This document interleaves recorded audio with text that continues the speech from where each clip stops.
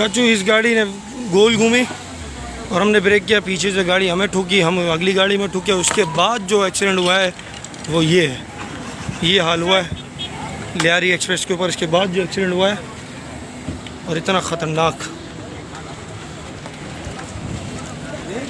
एक साथ 5-7 गाड़ियाँ घुस गई।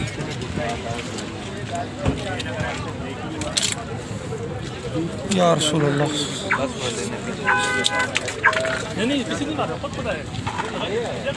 ये क्या हुआ इसको, ये क्या हुआ है, पूरा गाड़ी एक्सीडेंट हो गया। ये कैसे हुआ, चला जानते कैसे हो गया वो तो। या खुदा है, इसको क्या हुआ है।